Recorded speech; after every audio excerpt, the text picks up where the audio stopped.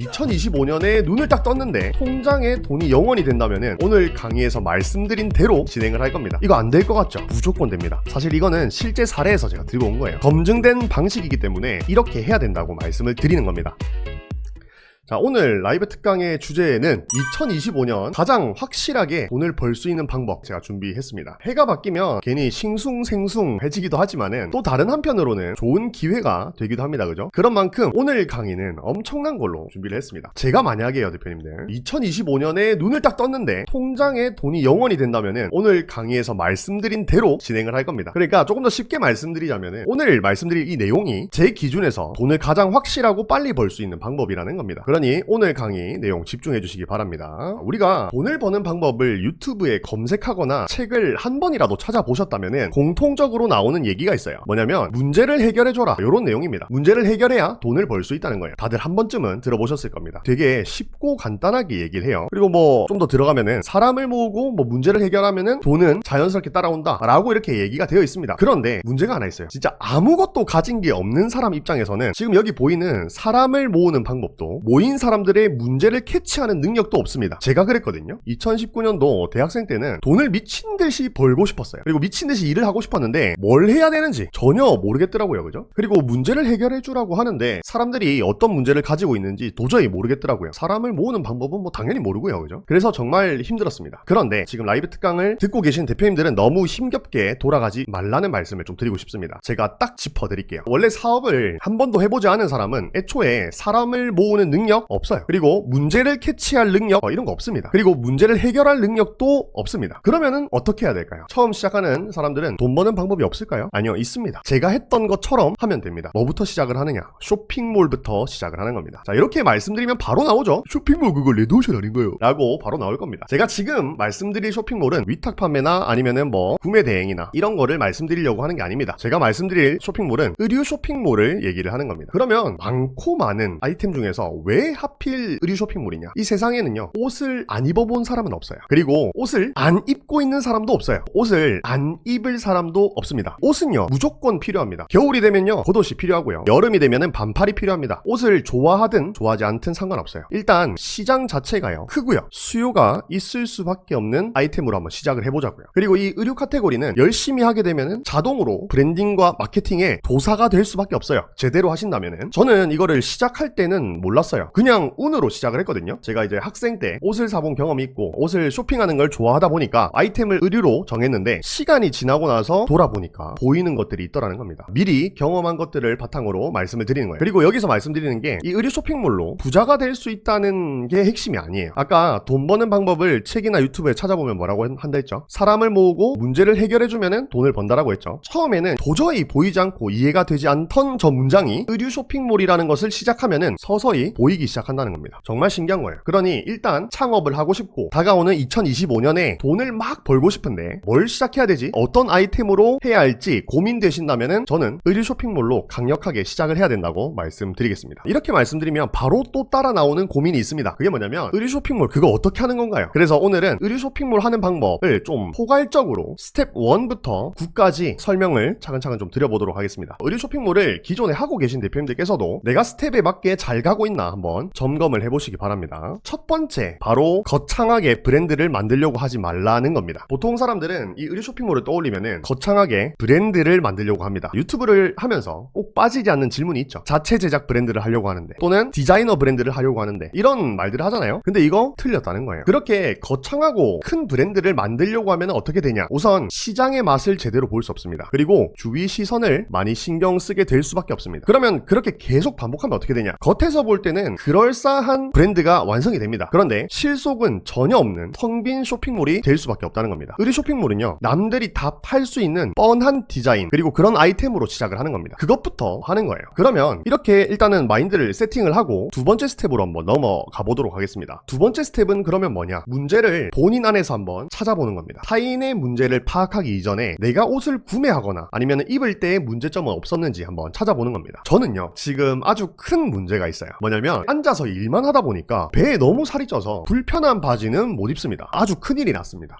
이제 허리에 밴딩이 없으면 바지를 아예 입을 수 없는 겁니다. 그런데 기존에 밴딩 처리가 된 바지들은 뭔가 모르게 좀 후줄근해 보여요. 그래서 입기 싫단 말이죠. 이게 정말 문제거든요. 이런 문제들을 사소한 것부터 하나씩 찾아내는 겁니다. 또 다른 예시를 한번 들어볼까요? 저는요, 뚱뚱하고 키가 작아서 쇼핑몰 모델을 못하겠어요. 이거 문제죠, 그죠? 이렇게 찾아내는 겁니다. 또는 저는요, 바지만 입었다면은 바지가 짧아요. 왜냐하면 키가 192cm거든요. 이건 문제죠. 이런 식으로 찾아내는 겁니다. 만약에 본인 안에 문제가 없어요. 그러면 남들과 좀 다른 점을 한번 찾아내보는 겁니다. 자, 요즘 20대 남성분들 또는 뭐 10대부터 해가지고 운동 취미생활 하면은 어떤 거 많이 해요? 헬스 이런 거 많이 한단 말이에요, 그죠? 그런데 저는요, 좀 달라요. 클라이밍을 하거든요. 스쿼시를 하거든요. 저는 좀 달라요. 러닝을 하거든요. 또는 등산을 하거든요. 이런 것 등등. 우선 첫 번째로 본인 안에 문제점이나 남들과 조금 다른 점을 한번 찾아보는 겁니다. 이렇게 말씀드리면 또 이게 바로 튀어나올 수 있습니다. 근데 저는요, 문제점도 없고 다른 것도 없는데요. 만약에 내가 문제점도 없고 다른 것도 없다면은 만들어내기라도 해야 된다는 겁니다. 문제라는 이 친구는요, 내가 문제 삼지 않으면은 문제가 되지 않고요, 반대로 문제를 삼으면은 문제가 됩니다. 정말 신기한 친구예요.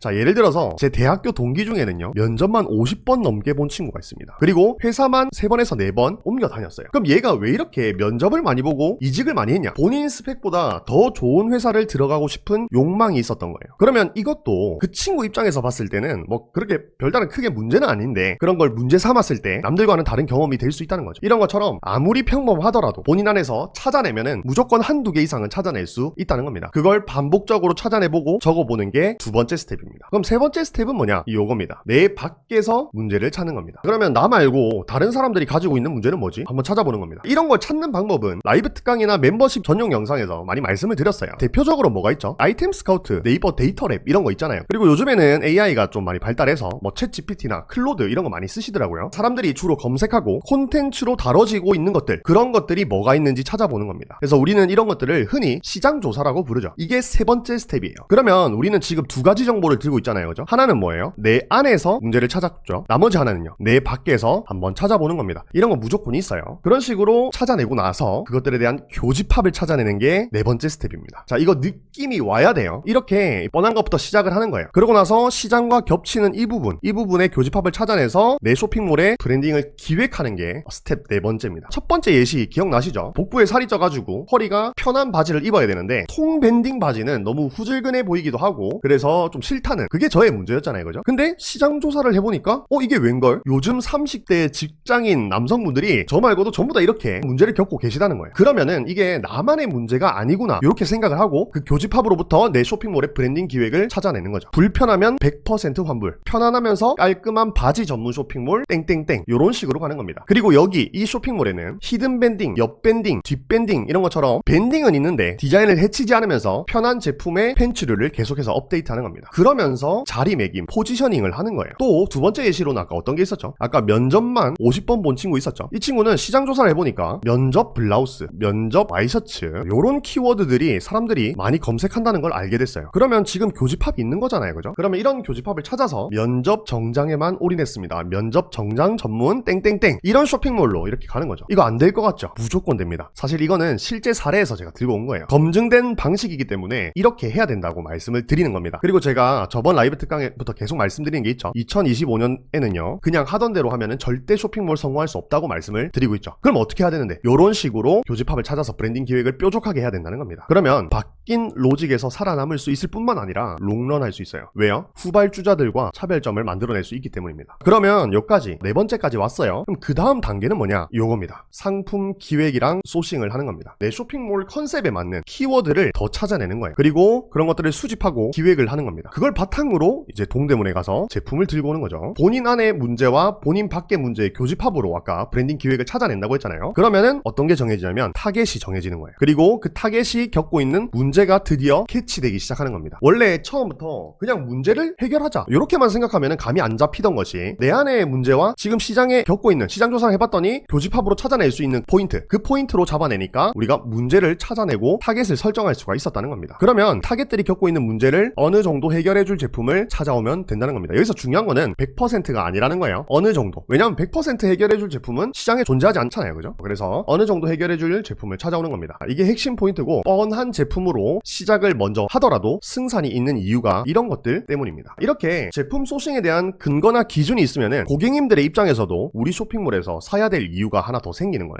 이게 브랜딩이고 신뢰도거든요. 여기서 전환율의 차이가 나는 겁니다. 그렇게 상품 기획을 했으면 그 다음 이제 제품을 찾아야겠죠? 어디서 찾아요, 대표님들? 동대문에서 또는 신상마켓에서 찾는 겁니다. 자, 여기서 중요한 거는 뭐냐면 지금 이렇게 제품을 찾으러 가는 이 단계가 첫 번째 단계가 아니라 5번째 단계라는 겁니다. 이게 정말 중요해요. 내가 의류 쇼핑몰 창업을 할 거야 하고 동대문에 무작정 처음부터 나갈 필요가 없어요. 그리고 많이 나간다고 해서 매출이 오르는 게 아닙니다. 제발. 어떤 분들 보니까 동대문에 매일 가요. 매일 가서 뭐해요? 도매 사장님들이랑 친해지고 있어요. 막 같이 매장에서 밥도 먹어. 그런다고 매출이 오르지 않습니다. 제가 저번 주에 3년 만인가 시장에 한번 갔다 왔는데 저는 아직도 가면은 적응이 안 돼요. 거기 가면은 체력 소모도 많고 시간이 너무 빨리 가요. 그래서 직접 가서 제품을 찾는다? 이거는 말이 안 됩니다. 제가 지금 가서 찾는다 하더라도 오프라인으로는 좋은 물건 찾기가 어려워요. 하나하나 다 보는 것도 물리적으로 힘들고 매장에 물건이 다 있는 게 아니기 때문에 잘 보이지도 않습니다. 그러니까 내가 기획만 잘 되어 있으면은 컴퓨터로 휴대폰으로 소싱을 하시면 됩니다. 그 다음에 6번째 스텝으로 한번 가보도록 하겠습니다. 기획한 것을 바탕으로 제품을 들고 오죠. 그 다음에 뭐 합니까? 촬영을 하는 겁니다. 내가 기획한 것에 맞춰서 촬영을 하는 겁니다. 여기 별표 쳐주세요. 이때 기획이란 뭐였죠? 상품 기획이나 브랜딩 기획이나 타겟 기획이나 이런 기획들을 말을 하는 겁니다. 그리고 나서 어디서 촬영할지 내 타겟들이 반응할 만한 곳에서 촬영하면은 제일 베스트겠죠. 그런 촬영 장소도 한번 선정해 보시고요. 어떻게 코디를 할지 그리고 어떤 GIF들을 찍을지를 기획을 해놓고 촬영하러 가는 겁니다. 그러면은 촬영 단계에서는 딴 거 할 필요 없이 기획에 있는 내용만 들고 촬영을 하시면 됩니다. 그러면 그 다음 7번째 단계는 뭐냐? 상세 페이지 제작에 들어가는 겁니다. 촬영문을 가지고 적절한 멘트, 제가 항상 말씀드린 거 있죠? 간결하게 끊어내는 거, 그리고 사진 배치 이런 것들을 만들 때는 도구는요 자유롭게 가는 겁니다. 비리 캔버스로 하든 피그마로 하든 포토샵을 하든 상관없어요. 본인이 그냥 편한 걸로 상세 페이지 제작을 합니다. 그런데 이 단계에서 중요한 건 뭐냐면 업무의 한 사이클을 돌려보는 게 제일 중요합니다. 무엇보다 예쁘게 만드는 것보다. 조금 부족하더라도 내가 기획부터 상품 들고 오고 촬영하고 상세 페이지 만드는 것까지 그리고 상품 등록하는 것까지 반복하는 거, 이게 훨씬 더 중요하다는 겁니다. 지금 단계에서는요 진도를 빨리 빼가지고 빨리 적응하는 게 훨씬 더 중요하다는 겁니다. 그럼 8번째 스텝은 뭐냐? 어떤 방식으로든 모든 수단을 이용해서 알리는 거예요. 내 타겟이 내 쇼핑몰을 발견할 수 있도록. 그러면 어떤 방법이 있었죠? 광고가 있었죠. 광고 중에는 뭐 여러 가지 광고 있었죠. 뭐 쇼핑 검색 광고, GFA, 파워링크, 메타 광고 여러 가지 있었잖아요. 그죠? 광고로 알릴 수 있겠고요. 그 다음에 라이브 방송. 내가 라이브 방송을 좀 해. 그러면은 라이브 방송을 꾸준하게 하면서 또 사람 모을 수 있겠죠. 그 다음에 인스타그램 쇼폼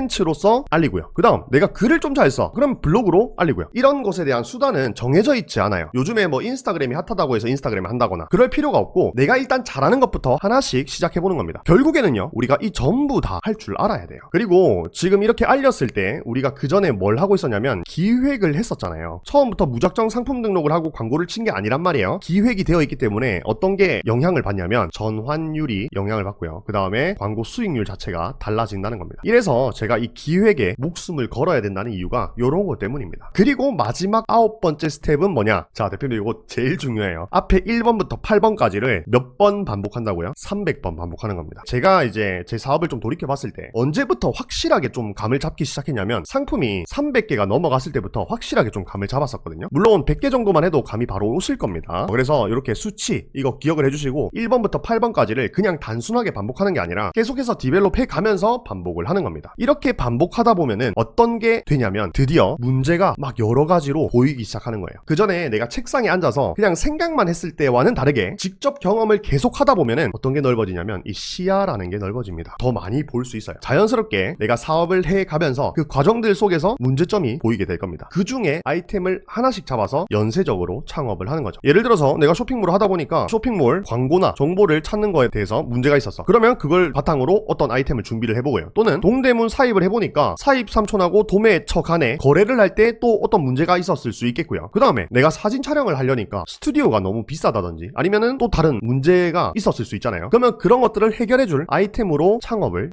연쇄적으로 하는 겁니다. 이게 가장 중요한 거예요. 그래서 쇼핑몰부터 시작해야 된다고 말씀드리는 겁니다. 그래서 일단 해봐야 됩니다. 해봐야 실패도 하고 문제점도 캐치하고 그 속에서 사람을 모으는 방법도 터득할 수 있게 됩니다. 자, 이런 말 아마 대표님들께서 많이 들어보셨을 겁니다. 월 순수익 0원에서 1000만원 만드는 난이도가 순수익 1000만원에서 1억 만드는 난이도보다 훨씬 어렵다라는 말을 들어보신 적이 있으실 거예요. 저도 들어봤고요. 그 이유가 제가 말씀드린 이런 것 때문입니다. 처음에는 문제가 정말 안 보여요. 내가 혼자 생각하려고 해도 경험이 없다 보니까 그냥 뜬구름 잡는 생각만 나고 그렇단 말이에요. 그런데 뭐라도 한번 사업에 뛰어들게 되고 시작을 하게 되면은 그 다음부터는 보이더라는 겁니다. 그렇게 보이고 이제 만들면 되는데, 문제가 뭐냐면 우리가 실제로 월 매출 말고 월 순수익으로요 1000만원을 벌어보면은 기분은 처음에 되게 좋거든요. 좋은데 문제가 뭐냐면 그 돈으로는 사실 인생을 바꿀 수가 없어요. 그 돈을 벌기 전에는 와 진짜 엄청나게 많이 버는 것 같고, 하지만은 막상 벌어보면은 집을 못 사요. 제가 지금 서울로 이사 왔잖아요. 이사 오고 나서 여기 주위에 아파트 가격을 보는데 평균 막 10억에서 20억 사이에요. 그러다 보니까 20억짜리 아파트를 산다고 하면은 한 달에 1000만원씩 벌어도 한 푼도 안 쓰고 모아도 몇 년이 걸리냐? 17년이 걸립니다. 그러면 대표님들 이거 딱 들었을 때 이렇게 오래 걸린다고 해서 포기해야 될까요? 아니라는 겁니다. 제가 아까 뭐라고 했냐면 월 순수익 1000만원을 벌 수 있게 되면은 월 순수익 1억을 벌 수 있는 단계로 진입할 수 있다고 했어요. 그게 더 보인다고 했죠, 아이템들이. 그렇기 때문에 빨리 해야 된다는 거예요. 제가 지금 그렇게 하고 있잖아요. 저는 제가 말씀드린 대로 계속 해왔거든요. 이 라이브 방송을 보는 모든 분들이 할 수 있다고 저는 얘기하지 않을게요. 그건 뭐 거짓말이니까. 그런데 분명히 4년 전에 저처럼 제가 오늘 이렇게 말씀드린 라이브 방송의 내용을 듣고 가슴이 좀 뛰면서 막 잠이 안 오는 그런 설레임을 느끼는 분이 한 명쯤은 계실 거라고 저는 생각을 해요. 만약에 본인이 그렇다면은 당장 내일부터 미친 듯이 계획을 세우고 실행을 한번 해보자는 겁니다. 그리고 2025년에는 한번 변화라는 거를 해보자는 거예요. 그렇게 되면은 4년이 지난 2029년에는 진짜 달라져 있을 거라고 저는 정말 자신 있게 말씀을 드리겠습니다. 그래서 오늘 이렇게 설명을 드려봤는데요. 제가 준비한 내용은 여기까지였습니다. 감사합니다.